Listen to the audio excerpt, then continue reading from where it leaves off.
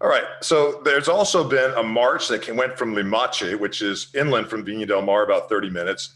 And they actually went down the road and walked all the way 100 kilometers to La Moneda in Santiago to be part of the protest, part of their protests. And so that happened also. That's been going on. They are all treating it, as my wife points out, as kind of a big party. For them, this is just fun and games. And they dance, they have music. This kind of protest and destruction is part of it, but for the most part, people are going there. The great majority of people are just treating this like a big fun time. They get to go out, have a little picnic out there, effectively dance and play loud music, and you see this happening.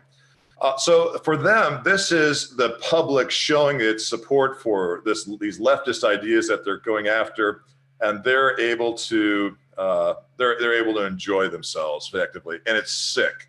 Frankly, it's sick because you can't really disassociate the fact that all this destruction is going on at the same time they're partying it up. And my wife just appalled by it, and so are so many others.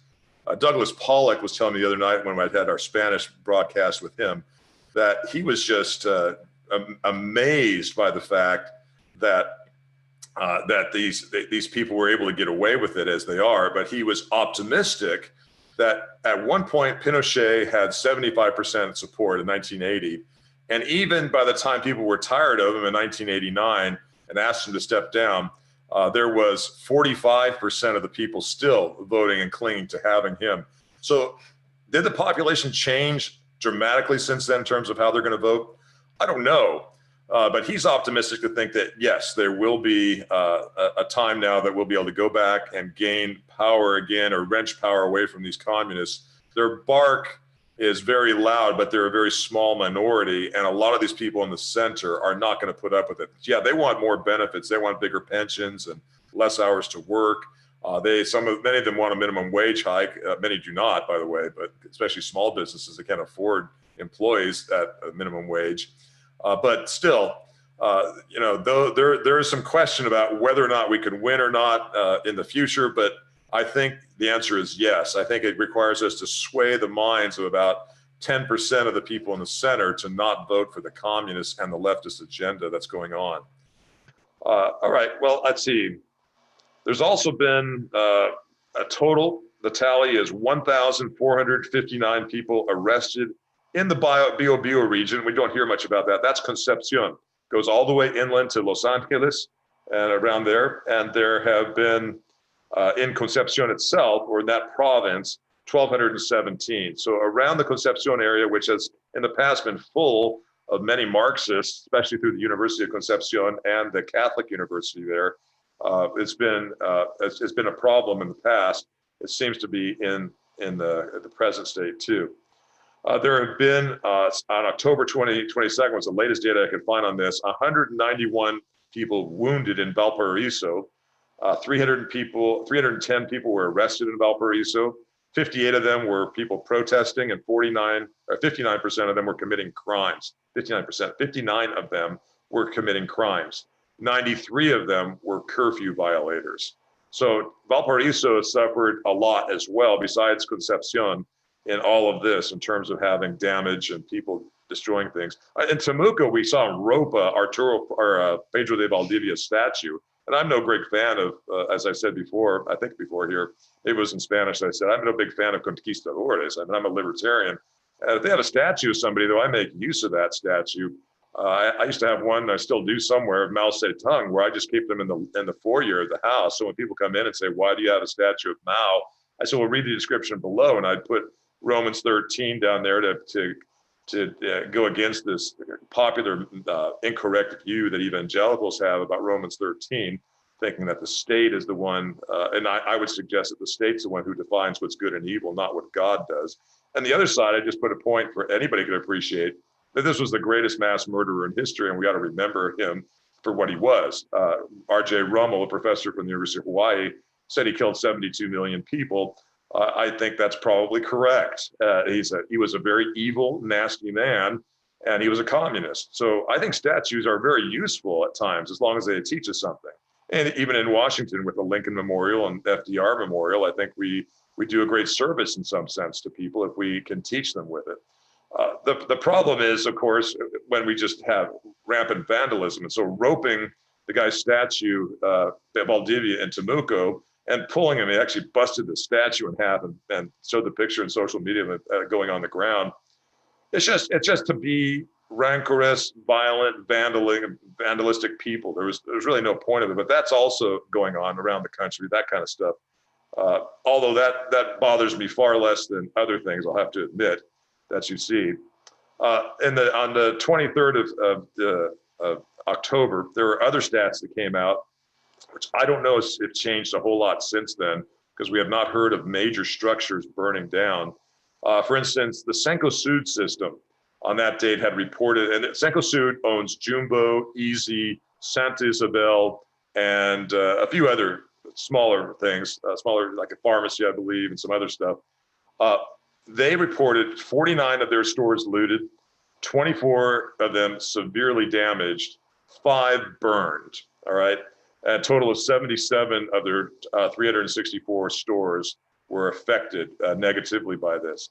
Also, the place, sometimes they have malls, like they have one in Valparaiso, they have one in Viña del Mar, where their major stores also allow for other stores to be inside.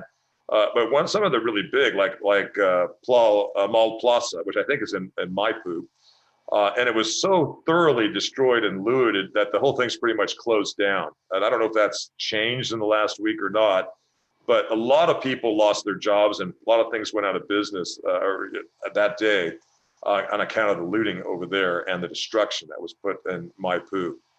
Sodimac, which is owned by Falabella, actually that company, that group, had far less problems. The Cencosud system also has the Paris stores, and the Paris stores were not affected as far as I know. I didn't read anything about it. That's the same true with Falabella. I don't know if any Falabellas at all were damaged, but they also own Sodimac and they own Totus.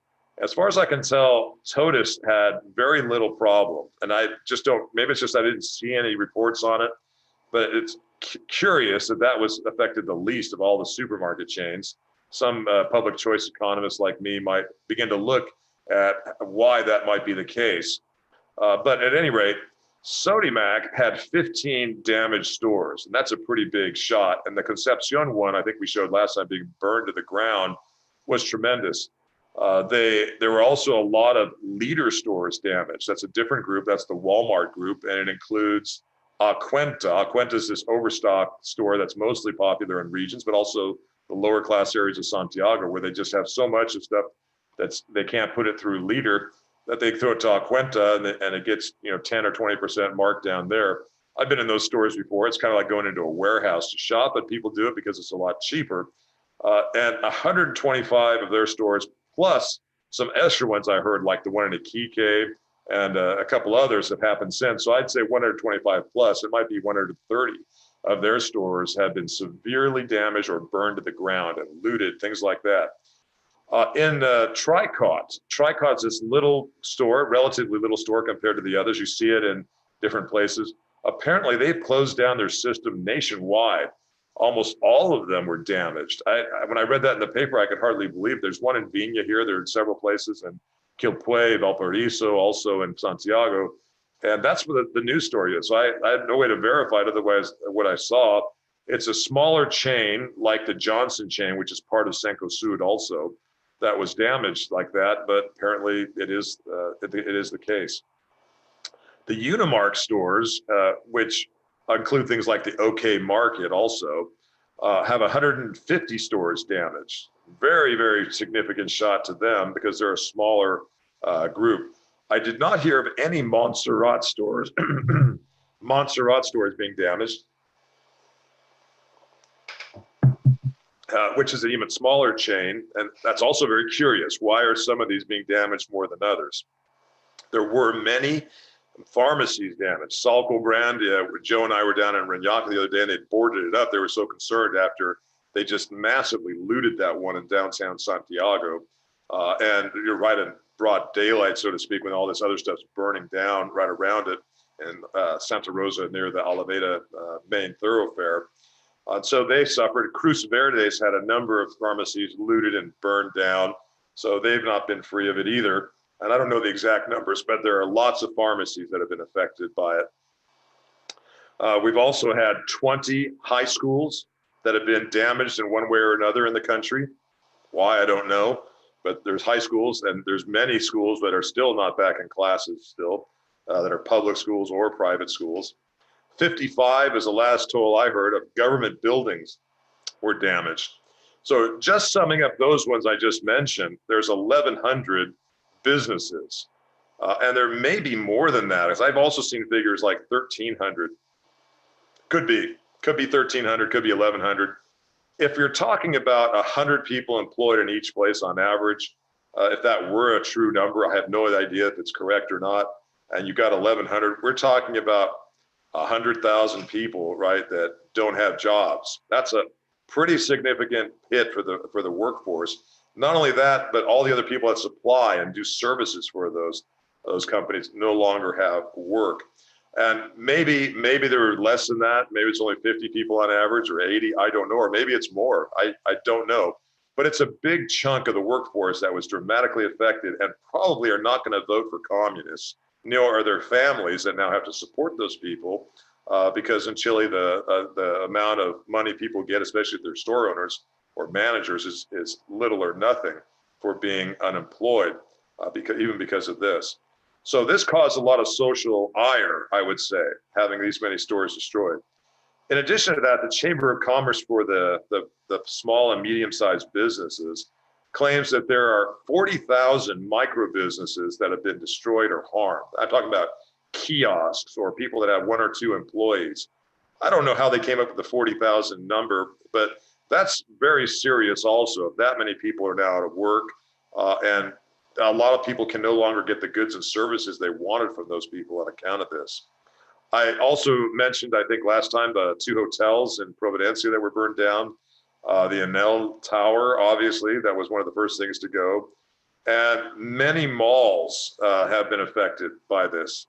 The center, the downtown burning right at Santa Rosa Street that I alluded to a few minutes ago was also a tremendous problem. If you looked at the flames going up there, destroyed all those restaurants and stores there. And in addition to that, you saw lots of people being affected for office space up there too. Yes, Joe, I've noticed you're making a note. I'm planning to get through as quick as I can. What we want to do is give all the data we can to update people.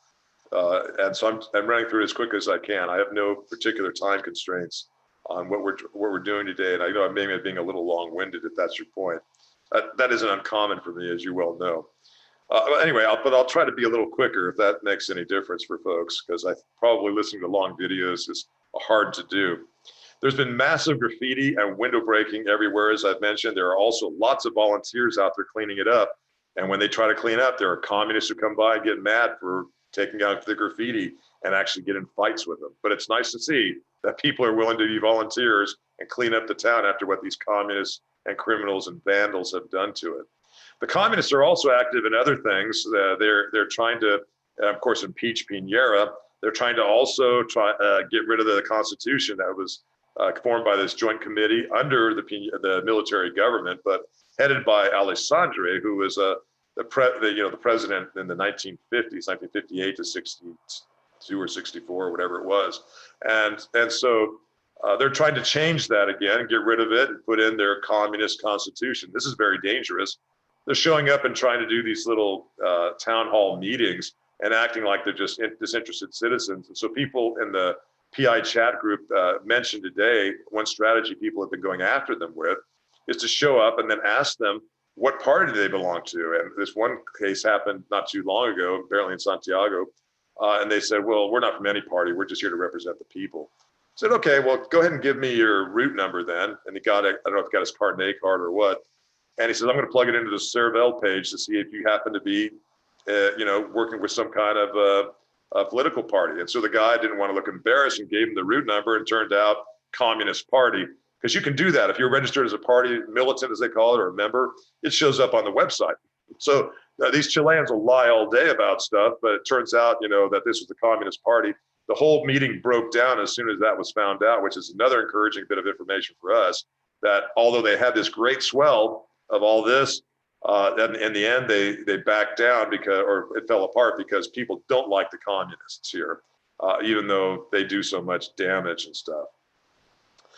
Speaking of damage, as far as the 2nd of November, we have 1,574 hurt or injured, 473 have been hurt by buckshot, 305 by unspecified firearms, not sure what that means, 40 from gunshot wounds, probably from the police or the cops, or the military, excuse me, and 30 from rubber bullets. So a lot of people injured. Only 20 people have been killed, and we'll talk about them in a second. 157 eye injuries have occurred. 179, were arraigned for, 179 arraigned and been brought to trial, which is a pittance compared to the number arrested, which isn't a surprise to me. 18 of those were from sexual violence, curiously, and 2 of them were rapes. I don't know what the other 16 were. I don't really want to know necessarily, but that was in the statistics too, that's been pointed out. As far as the people that have been killed, the 20 people that have been killed, interestingly enough, 12 of them were people trapped inside and they could not get out on account of the flames. So they were the arsonists, effectively, that didn't do a very good job. This I've heard of many other times over the years, that they think it's pretty easy to start a building on fire, and then they find out they can't get out themselves and die. 4 of these 20 people were shot by military, and they were violating the curfew or doing something wrong. And it's too bad, as far as I'm concerned, that there weren't more, because this would have gone so bad. And so all this destruction I mentioned would have been far less if they would have taken a firmer hand with these criminals. There was one person who was beaten by a carabinero and died out of these 20. 3 people were run over out of the 20. One was by a military patrol during a riot in Talcahuano, which is the city adjacent to Concepcion, and he died. And the other 2, which they're counting remarkably in the statistic, a man of 37 and a kid 4 years old, were hit by a drunk driver in some area near a protest. And so they're actually counting that against the government, as if the government had something to do with the drunk driver killing 2 people. But that's the way the left usually works here. They did that under Pinochet too. People that died that had nothing to do with the government or its actions are being included in the list of the abuse of against human rights. So that gives you an idea, to sum up. I think I've covered everything of the current amount of unrest and riots, which continue and are going to continue until Piñera backs down and just says, I don't want to be president anymore. The violence is not going to stop. And it's another reason is he's not going to put a hard hand on it. But you've got, as the EAN members, the special inside scoop on all these bits of data that I've been able to gather, how many people have been wounded, killed, how many businesses destroyed, the metro system being destroyed as it is. It's phenomenal, the damage here in Chile. We cannot deny that fact. Our question then comes back, what are we going to do about it? It's kind of leveled out in a sense. It's not quite as violent as before, but it's still bad. And these people are not going to go away. So plan B is we leave, right? We flee. We go somewhere else that's freer. The question is, what is that place? Does it even exist? All places have all sorts of problems. So at any rate, Piñera is a very, very weak president that's looking for his own popularity. When he threw out his cabinet last week, folks, he filled it in. He literally fired everybody, reassigned a few of them, and then called people in from the Valpo party, which is a leftist party with some libertarian leanings on a few things, but in general, it's a significant move to the left. And so now, including his Minister of Interior is from the left, all right? And so here we have this grand problem in Chile of having a weak government, and if Piñera dies or has a problem, maybe they put it in there as an insurance policy, we'll have an even more leftist president to replace him. And if he gets impeached, we will certainly have a more leftist president. So we're left with this very unusual, difficult situation of wanting to we're not very happy with Piñera at all for not having a firm hand against criminals and protecting private property. But he is our best choice in terms of the lesser evil of what might happen if he were impeached or someone assassinated him or something. So that's the dire situation we're in Chile. And it is dire. I don't think it's something minor. It's caused more than inconveniences for many of our lives. Although if we're in the upper class areas of Santiago, Viña del Mar, we don't have a lot of problems here, right? Even people getting run over were down in the Concepcion area. The drunk driver was down there too in the Concepcion area in a place called San Pedro de la Paz. So, those kinds of things are evident in many places in Chile, but they aren't necessarily affecting us directly. But they will at some point if they're not stopped. And therefore, if we're going to stay here, we have to do something to be more involved with the libertarian side of things. I don't think libertarians can win the general government election, but because of the way it's set up, we should be able to win Senate and House seats, even if it's only 5 or 3 or 6 or whatever, to have a voice and to make some potential policy impact. We might also be able to, like under the Pinochet government, win a ministry if we support one of these middling kinds of conservatives or wherever they might be here that are better than the communists. And then, for our reward for doing so, we might end up getting a cabinet post. So that also is very possible. I don't even think it's a long shot. If we organize and do well, it's something that's very realistic and it's happened before. Unlike in the United States, we could actually have a greater percentage of libertarians in government, big government here, than they do in the United States. So those are the encouraging sides. The hard part is for us to try to sway 10% of people in the middle to not vote for communists, because we're not going to convince the others, folks. There's no way those communists and hardcore socialists are going to change. That 20, say there's 10% of communists. That's probably a little too generous. Maybe only 5. But at any rate, say that's the percentage. And there's another 15% that are hardcore socialists of one form or another. And then we got just the social leftist activists that are another 15%. I'm talking about the homosexuals, the groups that are feminists, radical feminists, radical ecologists, people like that. We're not going to convince them, most of them, maybe nearly none of them. So that 40%, to try to affect it and change their mind is going to be very difficult, unless there's a great regeneration of the Holy Spirit or something that makes these people think differently. It's not going to be any different for them. They're going to continue on their course. But that marginal amount in the middle, that undecided, unprincipled people that don't necessarily read about politics or care, that get swayed by just whatever small thing, we need to do whatever we can to make them not sway to vote for the communists or a new constitution, things like that. So I think that has to be our goal. And I decided that for the foreseeable future, rather than opt for my plan B, which I still have ready to use if necessary, I'm going to stay here and fight and go ahead and try to do the best I can to accomplish the things I've just mentioned politically. All right, so that ends my long introduction. And I've taken liberty for the long introduction too, because we have a small live group here.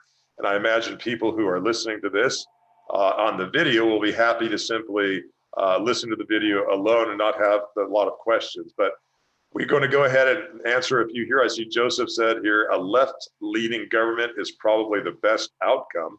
Yeah, I have to agree, like Piñera. Although it could be better. Remember, there is a chance that we could have better than that in Chile, especially if the people are really angry about all these loss of jobs and destruction by the communists. And the other left that wins is going to have to convince them that they aren't the communists. They didn't do that. They're the protesters, but they just want a better quality of life based on peaceful means. And they might be able to do that. They actually might be able to win that too. But we'll have to sway those people and make them understand that there's not a whole lot of difference between one group and the other. The communists are not that far different than the socialists here. You said that down here too, you need native Chileans to be libertarian or libertarian leading candidates. It's absolutely true.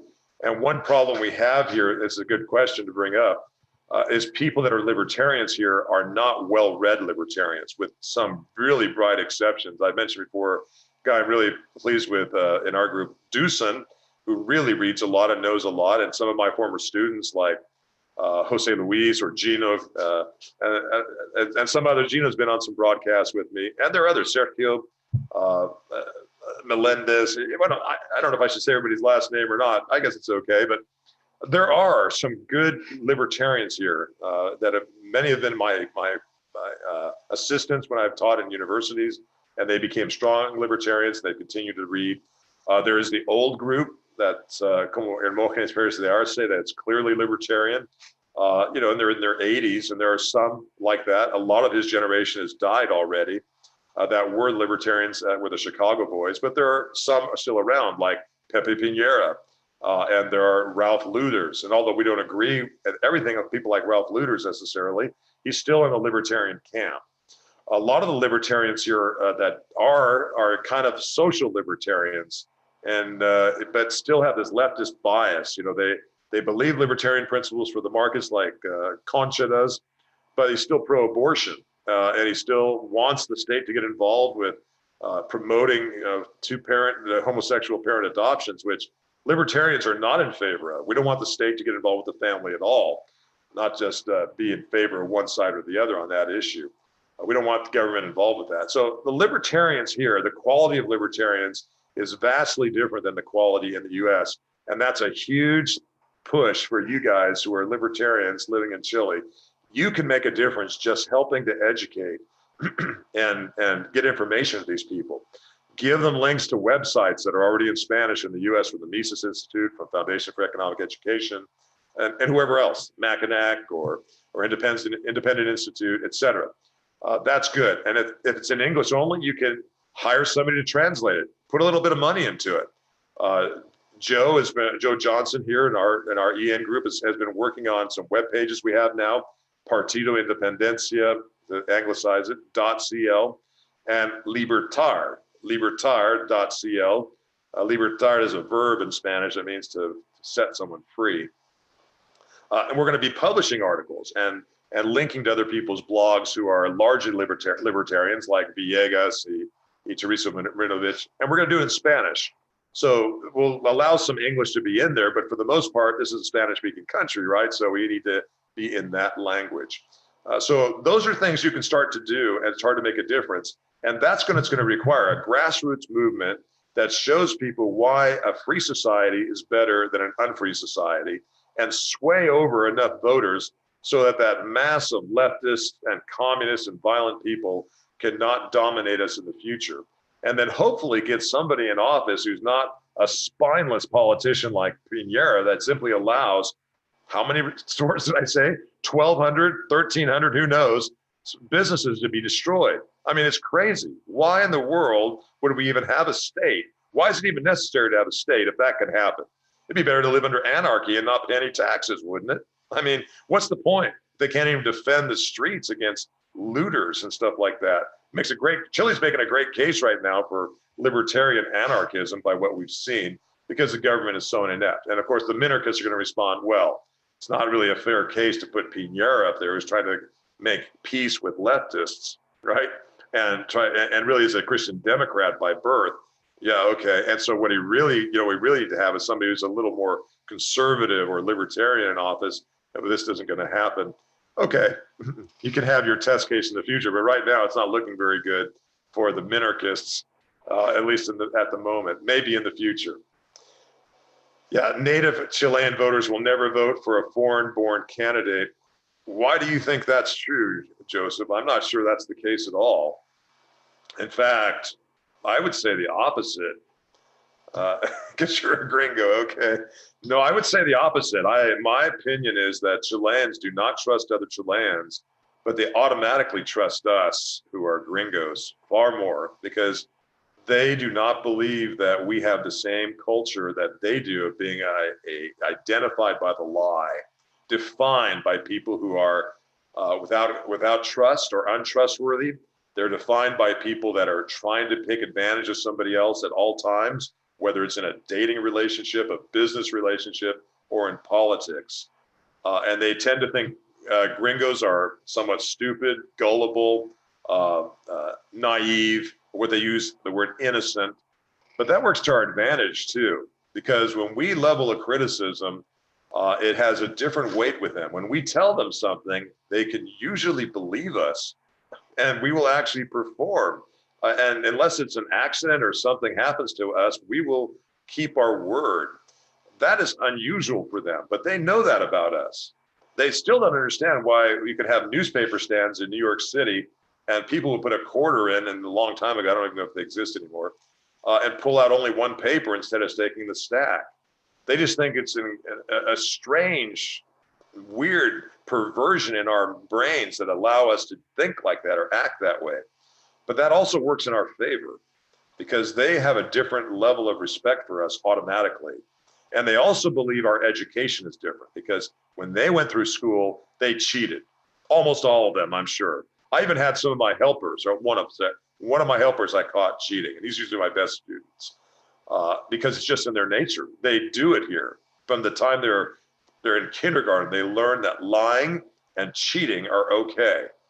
And I hate to be so generalizing and critical, but to find a Chilean who does not lie or cheat, you're talking about something, certainly in the 1 out of 10, and probably more like 1 out of 100 that don't practice those things. It's just part of who they are. And that is an advantage for us because it's not part of who we are. When we go to school and we have a good GPA and we get a good degree, especially if we have graduate degrees and have done papers and things like that, it's much more believable for them than it is to listen to a Chilean that has degrees like that, even if their degrees overseas. All right, good. You have a point. Someone told me that gringos do what they say they'll do. It's culture. Yes, indeed. Appreciate the question there. All right, so we've been going an hour and 12 minutes or something like that. There is no need for me to continue on further. That is all the information I had today, unless one of you guys who's live has another perspective. I will just, and I'll give you a second here. Joe, do you want to chip in with something, or Joseph?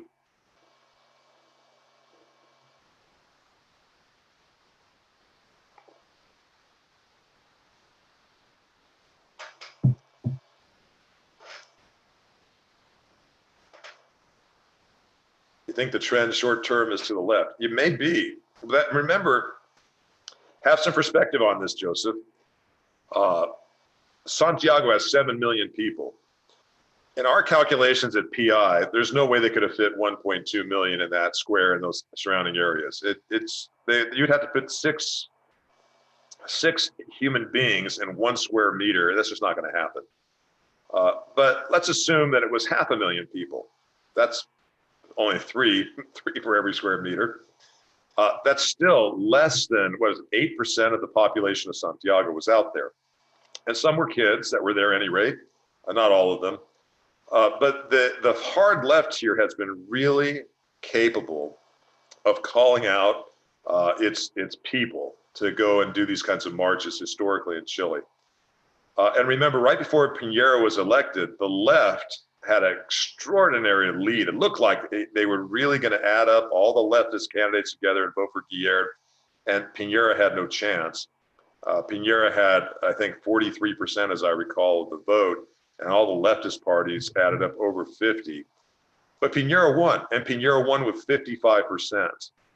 And that's the issue. There is a solid amount of jello in terms of the political reality in Chile. There may be 20% of Chileans that can be swayed at the last minute by emotional arguments.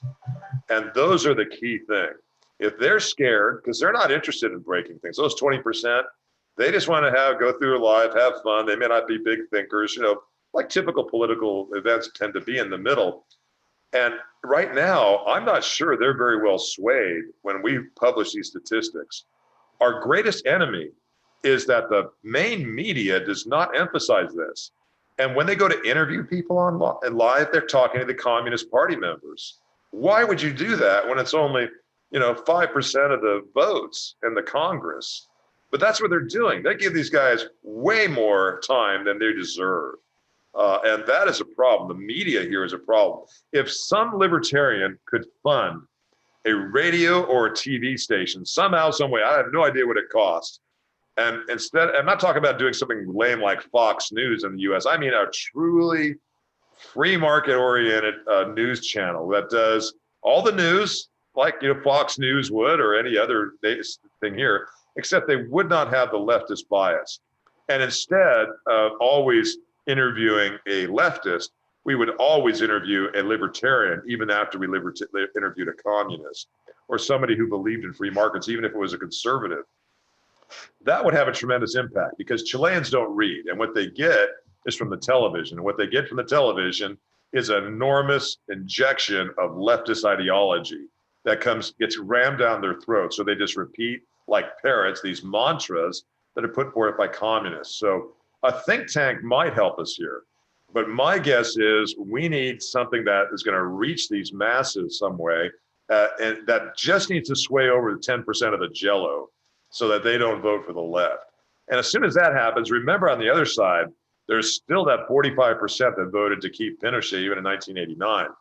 And they're mixed of these four currents I mentioned before of conservatives, where we're lumped in with them and we're uncomfortably lumped in with conservatives because libertarians are not conservatives. But let's face it, in Chile, we're far closer to them than we are to the left. I mean, the left is just way out there, enemies, total enemies of us. They want to kill us. So yeah, we'll vote most of the time with them as a bloc, but that 45% is a pretty big number. And Piñera proved that all that number would support him. And then he also got another 10%, the jello. That 10% of the wiggly wobbly middle people here can be swayed by certain things. It's not going to be by academic conversations like we're having even today. It's got to be really low level stuff that makes them either really feel scared of the communists, or they should be, or that they're going to lose their jobs because of the communists or the hardcore socialists, or some other thing. And that needs to be worked on. So we can make an impact on that. It may cost us something. If somebody says, well, I don't want to come here and spend money. I wanted the whole, just to be able to ride into Chile and live my life in peace for the rest of my life and not spend anything. Sorry, it didn't work out that way. It wasn't my decision. And sometimes if you want to be free, you're going to have to pay for it. And if you go to other countries, you're going to have the same problem. It's not going to be this, any better there. It's not like some libertarian paradise that's clearly better than Chile, unless it's, again, living on an island or in a rich enclave. Even places like Singapore, we'd have tremendous problems as libertarians living in Singapore. Not from the economic side, but from the social side, right? Look at Hong Kong right now. What a disaster that's been in so many ways. Even places like Norway and Switzerland, Georgia have tremendous social problems, and not to mention extremely expensive to go to. So there are other places one could consider going, but you can't just say, oh yeah, but that's going to be a free ride, easy street for me in those places. And it's just simply not the case. It's a fantasy if you think that. So it may be that you have to put some money and time into Chile, and that's how it works. If everybody did put a little bit of money and a little bit of time in, I think we'd have an enormous impact here. And I think we'd have an impact because we're far more diligent than certainly people on the right are, and probably more than many communists are here in Chile. So we could actually have an impact. Look at America. Look at the institutes there, libertarian institutes. We have a lot of them, and a lot of different variety of them, because we're dedicated people and we have intellectual arguments which are very strong, certainly superior to communists. So try to think about those angles here and what you can do. Partido Independencia, the Independence Party, is one way. That's something we can all get behind and do something in, and we all should. At least you can educate other people there, share information, ideas, at the very least. And if you can contribute some money, not much, even if everybody just contributed $50 a month, it'd be a lot. It'd go a long way. And some people could do some larger endowments for things like we're talking about. Okay, and this is the positive outcome you said. Oh no, sorry. Some Latin American countries are going left socially. Yeah, but they're lost causes already. Chile has the heritage of being free market. Remember that. The history is here. And if you look at Argentina and Venezuela, Bolivia, no, they're lost causes. Colombia, I think we have reason for hope. And Panama, Peru, distantly, but Ecuador, the rest of Central America, just forget it. All the islands, forget it. I mean, they are leftists to the core, those people. And even their right-wing parties we would consider left in places like Chile. So different story. Chile is the Alamo in many respects. And this is the positive outcome. The media is the same as in the US, Canada, US, France, Germany, etc. Yeah, I would say so, except I think it's in some ways worse here, in some ways better. It's honester in Chile. It's more down to earth and they talk, and it's not just this, ramming it down your throat kind of pre-programmed enema or something, whatever, or ramming it up with either end that you might get. That comes in the U.S. and in Europe, but here they still have a long dialogue and let other people talk, but the great emphasis is given to these hard leftists, and when they talk, it's disgusting. And so that has to change, where we have reporters and other people who are willing to talk to people from the right, or including libertarians. So I appreciate all of those very good comments there, Joseph. Any other comments or questions?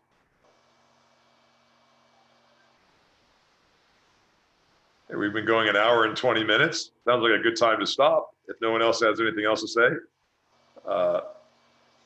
You can, thank you, Joe. If you can write the website there, I'll repeat it again, partidoindependencia.cl. You can see the website now. It's sort of under development. We're still adding things to it, or Joe is.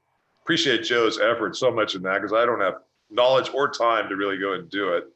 And we need people like that too, by the way. If you could edit videos, we need that. We need people who can send our stuff out to social media. And our groups are growing. I mean, they're substantially adding more people who are interested, especially in seeing what the communists have done in libertarian ideas. So we need to feed that by, sharing posts from the US, especially if they're already in Spanish, if not, getting someone to translate it for you and publishing them. And Joe now has sites on libertar.cl, as well as on the Independence Party site. Independence Party website, people who post there are going to have to be party members who agree with our principles. And the principles are posted there in Spanish. So if you read Spanish, or you can use Google to translate them, you can see what we think about. We are a standard libertarian group that's pro-life. I mean, that should say it all. We've got some other details in there that mention the Chilean history and free banking and things like that. But and my idea of privatizing the border, which I think is a superior solution politically than to offer simply open borders. That sounds bad. It's not as politically palatable, and it also doesn't protect property rights as well as privatizing it, the services on the border. Anyway, Joe's put the links there, and those are important to get involved with. Sign up, whatever newsletters there, get involved with posting, commenting, and then get out there too in the real world when the leftists post in Facebook and their other tripe anywhere else on the internet, and respond to it. Don't let them get away with talking about the glories of Allende, for instance, or about how Pinochet did this or that or the other, or was a great torturer. These things which are largely nonsense that the revisionist historians have come up with. Also try to reach out to evangelicals if you can. People ask me why. Why do I constantly mention this? Because I'm an evangelical? No, it's not the main reason. It is true that I believe that as a Baptist, I'm naturally a libertarian. I think that's been proven out since John Locke was first influenced by Baptists.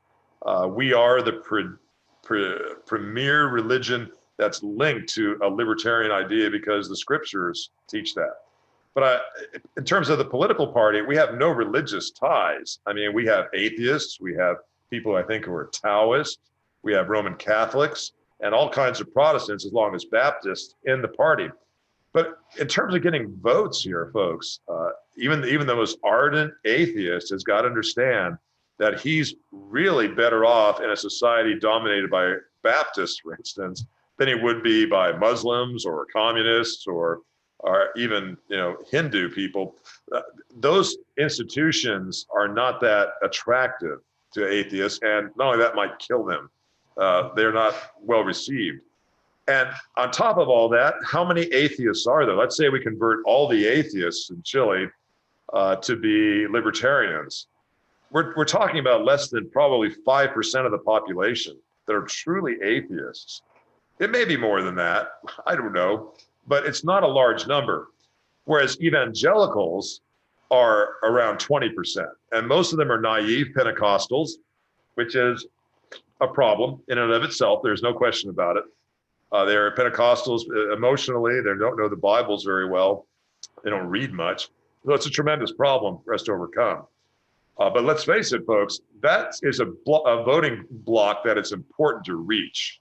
And especially with Baptists and probably Presbyterians, they're going to be very, very willing to entertain the kinds of things we're talking about as libertarians. They've been persecuted so much in life that they like the idea of a free society. And that's why the First Amendment in the US was so important, especially the Baptists. That's why Baptists pushed for it, like John Leland and Isaac Backus. So bear that in mind. And then there's also a segment of Roman Catholics we can reach. And Roman Catholics nominally are 60-something% of the population in Chile.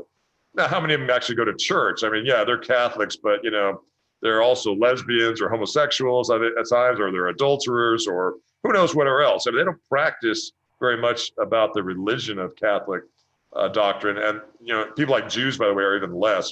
That's also a target group that's possible for us. A lot of libertarians have been Jewish people, but it's less than, I think, 0.5% of the population here, or less than atheists. But to go back to the Catholics for a second, Catholics also have been tremendously in favor of communism in Latin America through its liberation theology.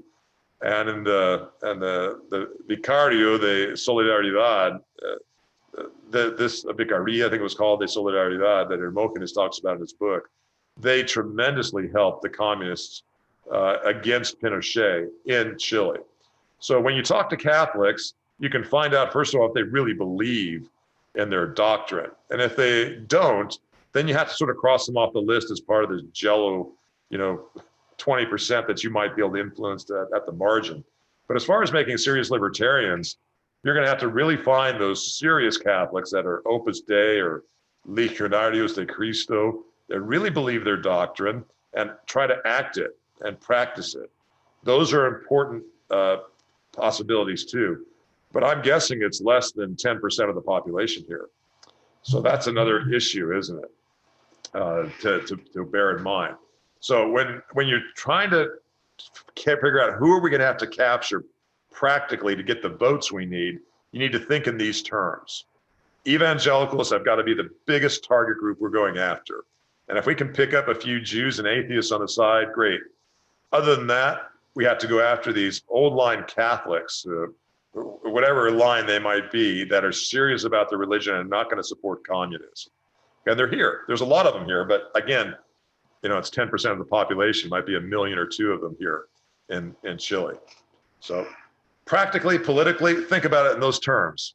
I'm not supporting any of those religions other than my own when I mention them. I'm just saying, as far as politics go and getting us what we want, a free society or a freer society that doesn't have communist violence like this, we need to be aligned with these people. And that's what our Partido Independencia is permitting to do. All right? So if you can help in any of those areas, you're a Catholic or you're an evangelical and you can reach people, great. I'll also be happy to send you, or if you could come and get it here in Reñaca, a couple of my books that I've written, like The Christian Theology of Public Policy, Highlighting the American Experience, and my book, Bible and Government, which have sold thousands of copies in the US and they're in English. If you have people here that you meet that are evangelicals that need to be convinced of libertarian ideas from the Bible, I'd be happy to share those, or you can pay a small donation and take them to them, I don't know, and try to convince people that speak English here to use those. There's also a translation of Bible and Government, not a very good one, that's available in PDF form. I'd be happy to share with you if that's useful. All right, good. Well, I think that's a good time to close. We've gone almost an hour and a half here. This is the Escape America Now, November 2nd, 2019 webinar for members only, talking about the problems we have in Chile. And hopefully we'll be able to spread this to other folks who are not able to attend today, and even non-members in the future, since members have the first shot at this. But the information could be useful for others as well. So I'm glad for those who attended, appreciate your time today. And I also look forward to talking about these things as they may develop in the future. Thanks for attending, everybody. This is Dr. John Coben saying goodbye for now. Hope you have a great Saturday. Bye-bye.